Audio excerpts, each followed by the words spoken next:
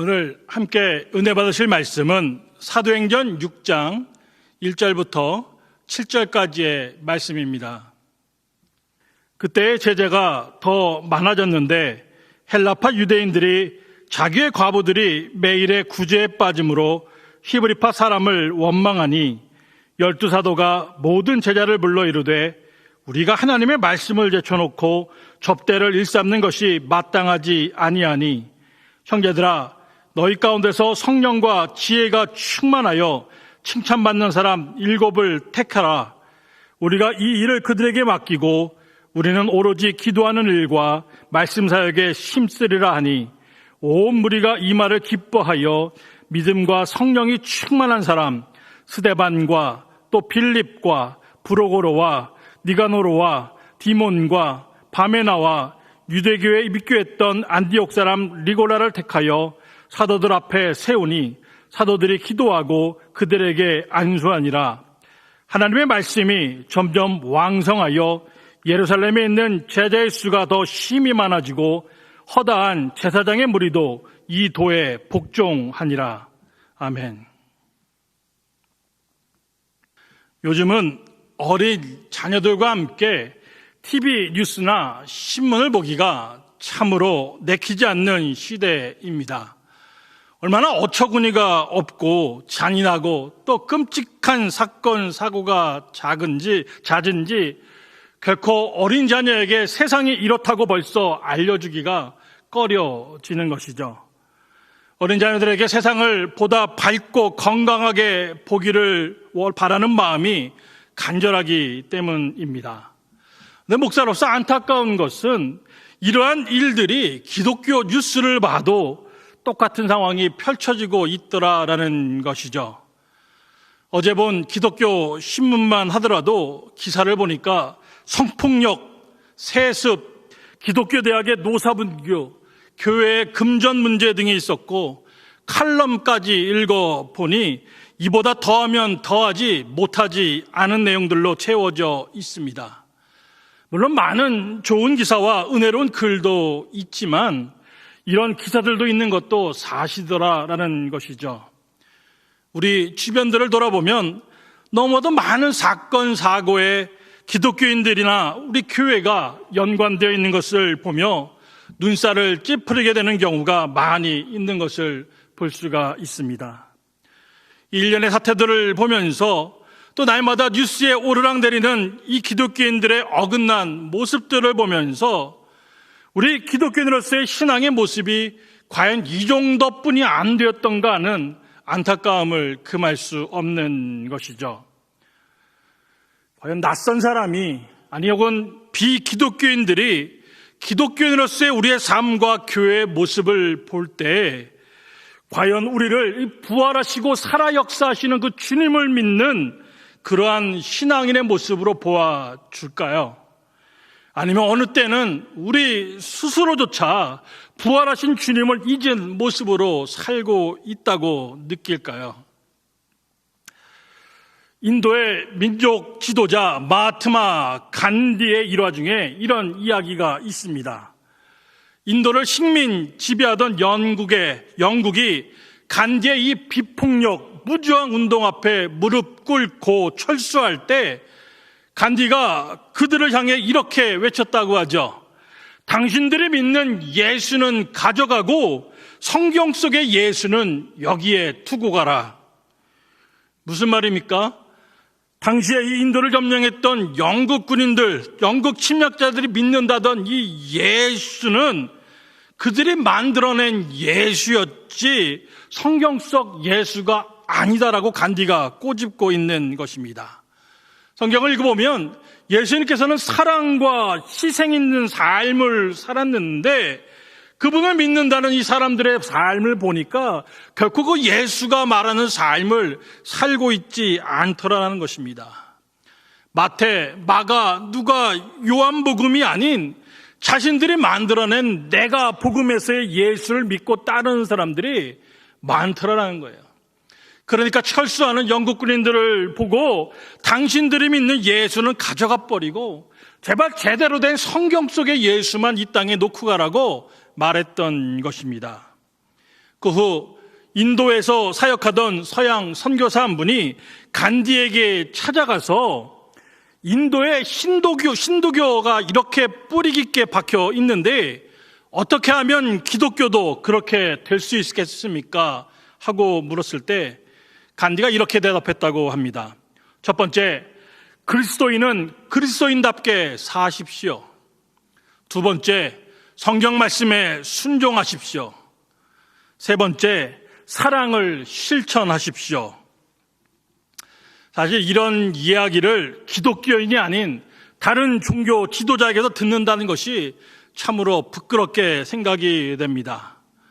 많은 사람이 심지어 불신자조차도 교회가 점점 교회의 모습을 잃어가고 크리스천들이 크리스천답지 못할 때가 있다고 말합니다.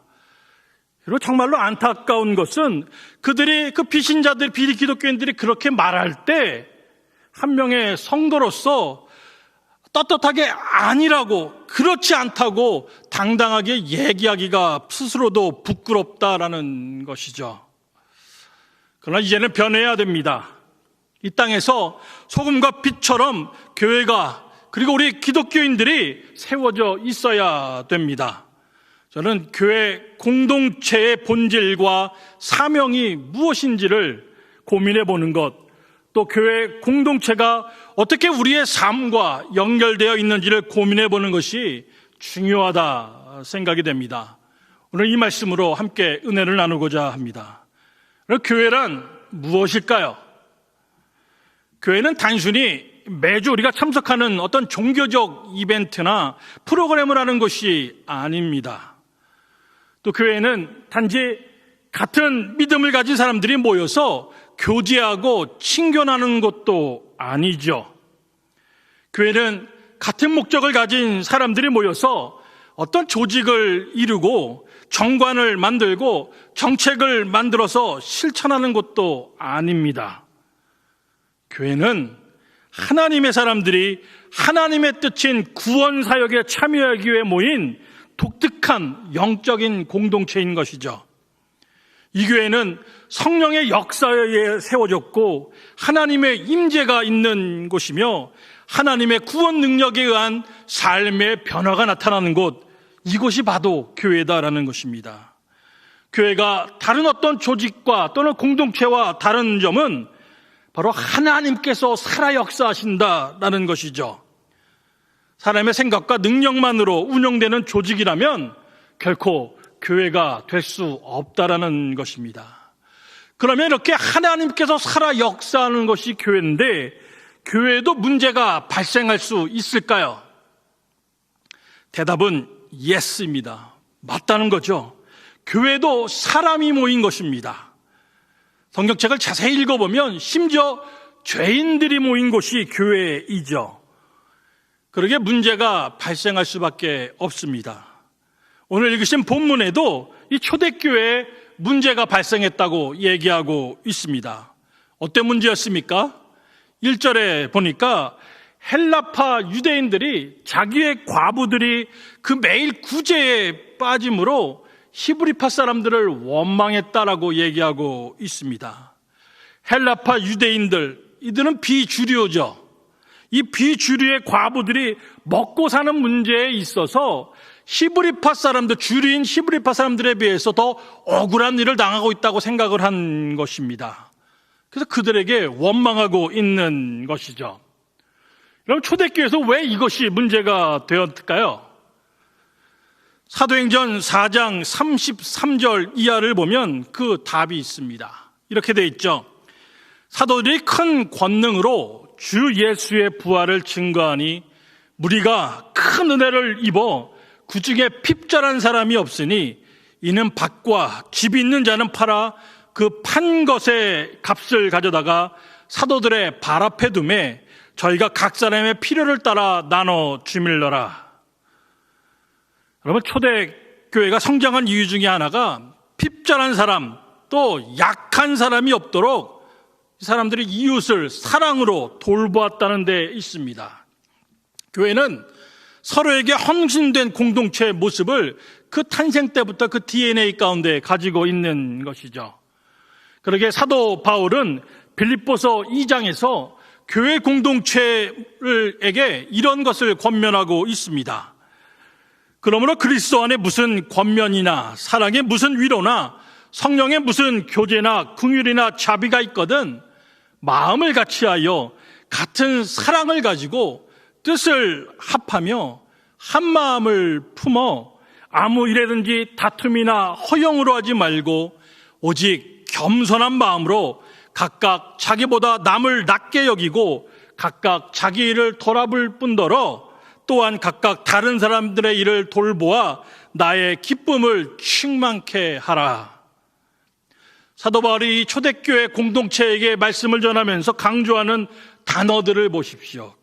한 마음, 같은 사랑, 뜻을 합하여 겸손한 마음, 자기보다 남을 낮게 여기고 또 다른 사람들의 일을 돌보아, 이런 특징들이 나타나는 것이 교회 공동체다라는 것입니다. 초대교회는 이런 특징들이 나타났다라는 거예요. 그러기에 핍절한 사람이 하나도 없을 정도로 서로의 것들을 내놓고 공동체를 이루면서 서로 섬겨주었다라는 것입니다. 그런데 언제부턴가 교회가 그 모습을 잃어간 것이죠. 빛을 잃어가고 소금이 그 맛을 잃어간 것입니다. 그리고 성장이라는 단어, 부흥이라는 단어만이 강하게 나타나기 시작했습니다. 많은 사람이 교회의 부흥을 외치지만 부흥을 위해 또는 부흥의 결과로 발생하는 문제들을 세심히 살피지 못할 때가 있다라는 것이죠. 그래서 오히려 교회의 성장이 독이 되고 누군가는 그 성장의 그늘에 가려서 더욱 괴로워하고 아파하지만 그들을 돌아보지 못할 때가 있더라라는 것입니다. 오늘 본문에 나오는 초대교회도 마찬가지입니다. 놀라운 부흥을 이뤘죠. 하루에도 몇천 명씩 영혼 구원이 이루어졌습니다만 그 가운데 헬라파 유대인들의 과부들이 어려움을 호소하고 있었는데 그것을 돌아보지 않았다라는 것입니다. 그러나 하나님은 신명기 16장 11절에서 이렇게 말하고 있습니다. 너와 네 자녀와 노비와 내 성중에 거하는 레위인과 및 너희 중에 있는 객과 고아와 가부와 함께 내 하나님께서 그 이름 여호와께서 그 이름을 두시라고 택하신 곳에서 내 하나님 여호와 앞에서 즐거워할지니라 그랬습니다. 여러분, 하나님께서 택하신 곳, 그곳에서는 약한 자, 어려운 자, 이방인, 과부, 심지어는 노비일지라도 함께 즐거워할 수 있어야 된다라는 것입니다. 모든 물질이 풍부해서가 아니죠. 사랑으로 함께하고자 하는 마음 때문에 그렇습니다. 모든 것이 넉넉해서가 아니라 예수님 닮아가고자 하는 그 마음 때문에 이러한 일들이 일어나야 된다는 것이죠. 오늘 초대교회에서는, 본문에 나온 이 초대교회에서는 그 모습을 놓친 것입니다. 몇 년 전 저는 Invisible Children이라는 다큐멘터리 영화를 본 적이 있습니다. 한국말로 번역하면 보이지 않는 어린이들쯤 되겠습니다. 보이지 않는 어린이들이라는 이 다큐멘터리 영화는 아프리카의 우간다라는 나라의 북쪽에서 벌어진 전쟁에 이 어른들만이 아니라요, 심지어 어린 아이들까지도 어른들의 논리에 의해서 총을 들고 나가서 서로를 죽여야만 하는 그 처참한 상황에 내몰려지고 있다는 그 실제 다큐멘터리 영화였습니다. 많은 어린이들이 이 처참한 상황을 피하고자 매일 밤 몰래 수십 킬로를 걸어서 국제사회가 운영하는 피난처로 몸을 피하고 있었습니다. 어른들의 이익을 위해서 어린이들, 다시 말하면 어린이들로 대변되는 약자들이 피해를 보고 있었던 것이죠. 그러면 교회를 둘러보면 우리 주변에도 잊혀가는 많은 약자가 있을 수가 있죠. 나이로만 보면 어린이들이 약자일 수 있습니다.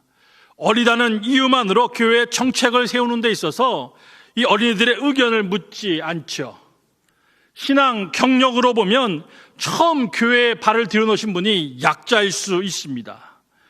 그분들은 교회에 제대로 정착하기까지 먼저 믿은 사람들의 도움이 절대적으로 필요함에도 불구하고 이미 친해져 있는 우리끼리만 돌보느라 이 사람들을 소외시키고 심하면 텃세를 부릴 때가 얼마나 많냐라는 것이죠. 때로는 장애인들, 미혼모들, 이혼한 사람들, 오히려 사랑과 따스한 돌봄이 필요한 사람들이 교회에서, 사랑으로 역사된다는 교회에서 소외될 때가 있다라는 것이죠. 왜요? 상대적으로 힘이 있다는 사람들이 자기의 이익을 앞세우기 때문입니다. 자기 생각만을 강요하기 때문이죠. 교회를 오래 다니면 다닐수록, 교회 안에서 직분자로 세워질수록 더욱 약자들의 필요를 돌아보고 겸손해져야 되는데, 자기의 입속을 위해 다른 사람들을 섬기지 않고 다른 사람으로부터 대우만 받기를 원하기 때문입니다.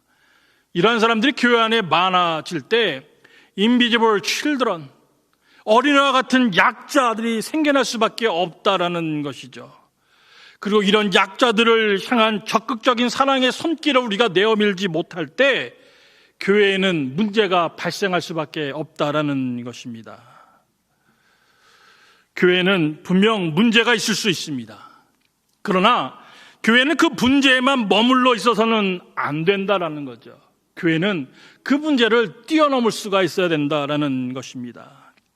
제가 언젠가 새벽기도 시간에도 말씀드렸는데, 제가 한동안 오늘의 양식이라는 작은 큐티 책을 날마다 보면서 묵상한 적이 있었습니다. 근데 이 큐티 책 2013년 1월 8일자에 이런 글이 있었습니다. 교회는 죄인들을 위한 병원이지 성자들을 위한 사교 클럽이 아닙니다. 다시 한번 말씀드리겠습니다. 교회는 죄인들을 위한 병원이지 성자들을 위한 사교 클럽이 아닙니다. 저는 이 말이 맞다라고 생각합니다. 교회는 죄인들이 모인 곳이기에 문제가 있을 수 있지만 그들을 위한 영적 병원 역할 또한 감당해내야 되는 것이 교회다라는 것이죠.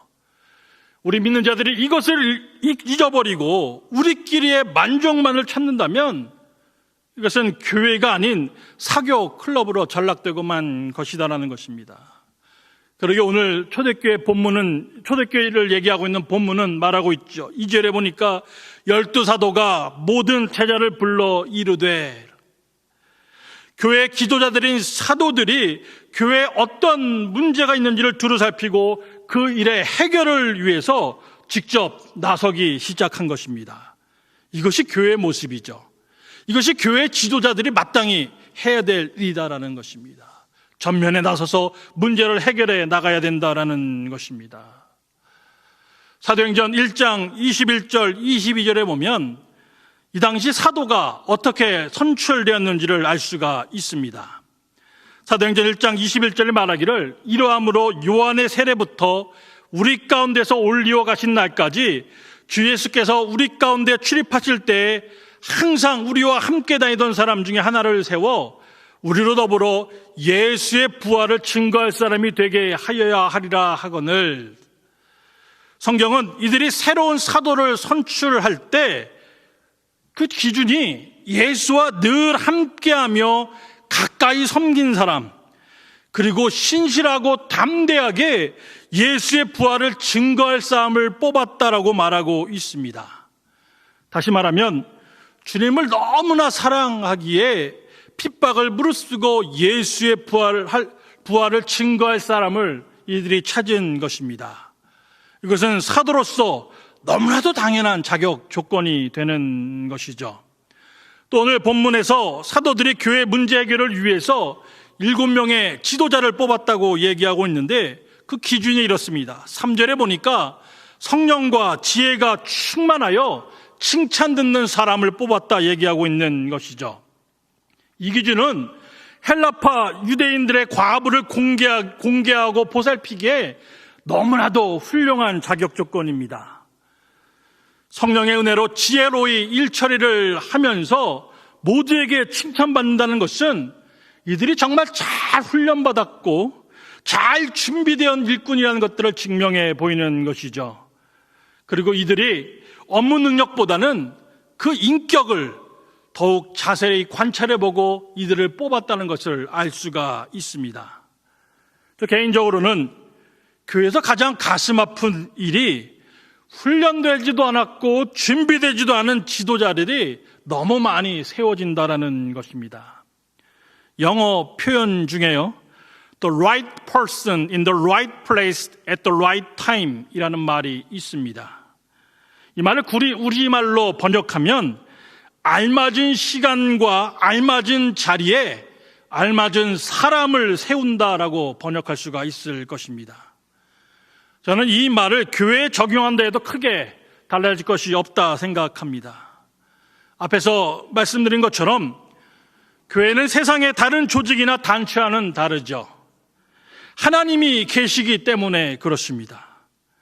그러기에 교회 지도자들은 이 하나님과의 관계가 중요할 수밖에 없습니다. 그러기에 교회에서 생각할 수 있는 알맞은 지도자는 하나님의 뜻을 깨달아 알아야 되는 사람이죠. 그리고 기꺼이 그 하나님의 뜻을 위해 자신을 헌신할 수 있는 사람이어야 됩니다. 그리고 성령 충만함 가운데 다른 이웃을 섬길 수 있는 사람이어야 된다라는 것입니다. 그리고 이러한 자격 조건을 갖추기 위해서는 교회의 지도자는 부단히 성경 말씀을 연구하는 사람이어야 됩니다. 또한 기도하는 사람이어야 된다라는 것이고, 또한 예배로 하나님께 나올 수 있는 사람이어야 된다라는 것입니다. 교회 지도자가 하나님 말씀을 가까이 않고 기도하지 않고 예배하지 않는다는 것을 저는 상상조차 할 수가 없다라는 것이죠. 훈련된 지도자가 적재적소에서 교회를 섬기고 이웃들을 살필 때 교회는 당면한 문제들을 뛰어넘을 수가 있다라는 것입니다.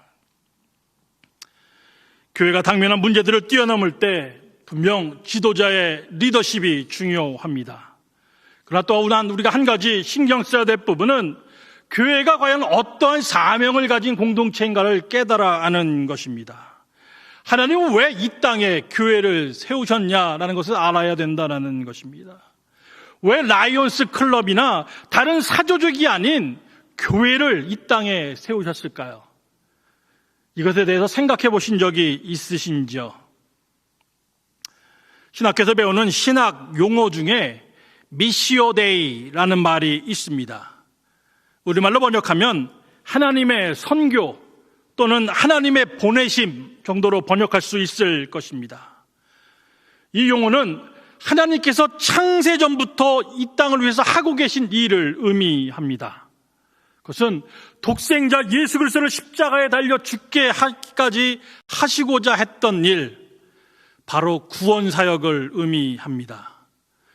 요한복음 17장 18절은 아버지께서 나를 세상에 보내신 것 같이 나도 너희를 세상에 보내었고 라고 예수님께서 말씀하시는 장면이 있습니다. 이 구원사역을 위해서요, 하나님께서는 아들을 세상에 보내주셨고 예수님께서는 이 구원사역을 위해서 다시 말하면 교회를 이 땅에 세우신 것입니다. 다시 요약하면 이 교회의 사명이 바로 구원사역이라는 것이죠. 교회는 그 태생 속에 그 DNA 가운데 구원사역이라는 사명이 절대적으로 심겨 있다는 것입니다. 이 사명을 위해 교회는 예루살렘에서 유대로 그리고 이방으로까지 확대되어 나갔습니다. 그리고 이 사명을 이해할 때 우리는 보다 효과적인 구원사역을 위해서 우리의 것을 나눌 수 있고 또 때로는 우리의 것들을 포기할 수도 있다는 것이죠. 오늘날의 교회는 프로그램과 이벤트 그리고 행정적인 업무를 처리하는 것에 너무나 바빠서 정작 구원사역에 대해서 고민하고 토론하는 일이 적어지는 것을 봅니다. 각각의 부서와 선교회 또는 속회 모임에서 회의를 하던 어떤 모임을 가질 때 프로그램이나 행정 처리가 아닌 한 영혼을 구원하기 위해 눈물로 기도해보자 또는 함께 예배해보자, 함께 전도 나가보자, 이렇게 해보신 적이 있으신지요? 교회가 교회로 불릴 수 있고 교회가 교회다운 것은 교회가 구원 사역을 위해서 이웃을 진정으로 섬길 때뿐입니다. 오늘 본문에서 사도들은 자신들이 맡았던 업무와 그들이 갖고 있던 영적인 권위도 7명의 지도자와 함께 나누고 있는 것을 봅니다. 우리가 익히 잘 알듯이요, 가진 자는 더 많은 것을 가지려고 하는 경향이 있죠. 그것이 돈이든 명예든 권력이든 간에 사람의 욕심은 끝이 없다 그러는 거예요.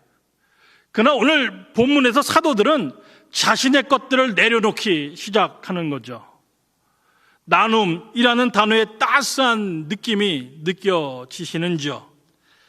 내 것을 나눌 때 더욱 풍성해지는 것들을 경험하는 것이 교회의 모습입니다. 그래서 사도행전 4장 32절을 보십시오. 믿는 무리가 한 마음과 한 뜻이 되어 모든 물건을 서로 통용하고 제 재물을 조금이라도 제 것이라 하는 이가 하나도 없더라라고 얘기하고 있습니다.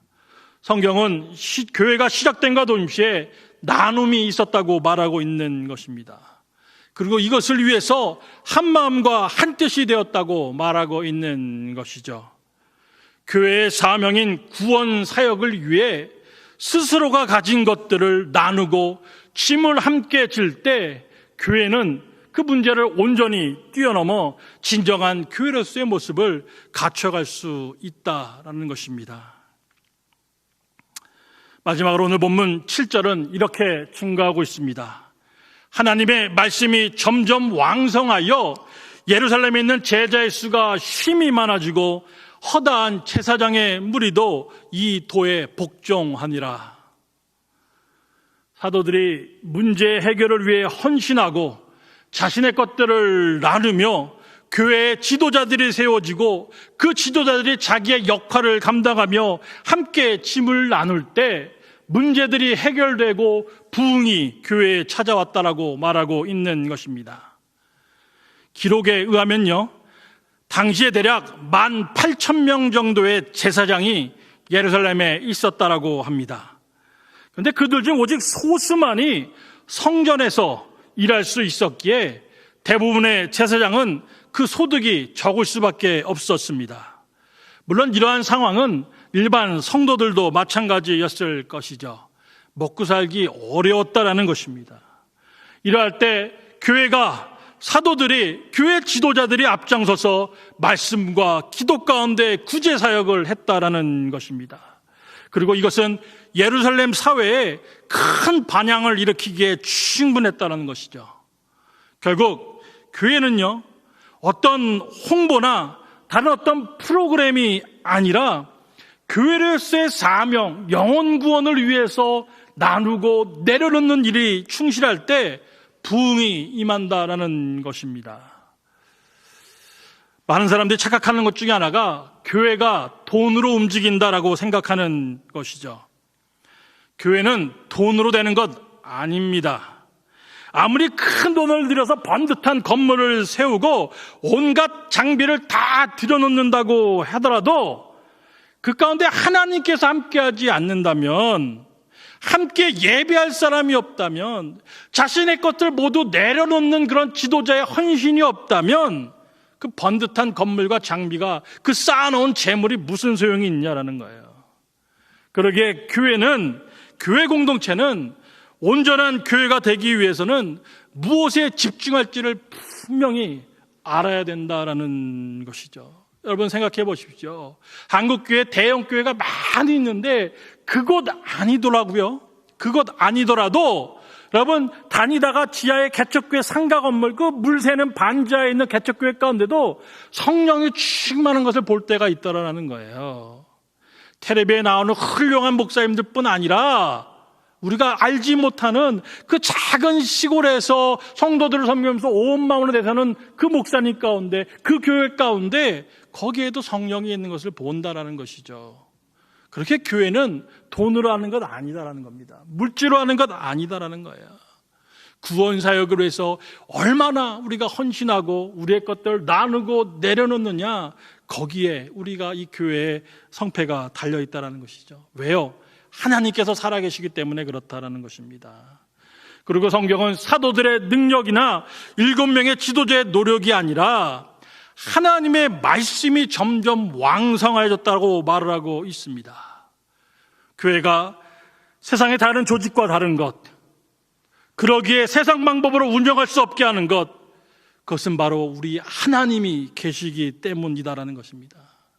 그리고 그분께서 다른 무엇보다도 영혼 구원하기를 원하신다는 것을 우리가 잊지 말아야 되는 것이죠.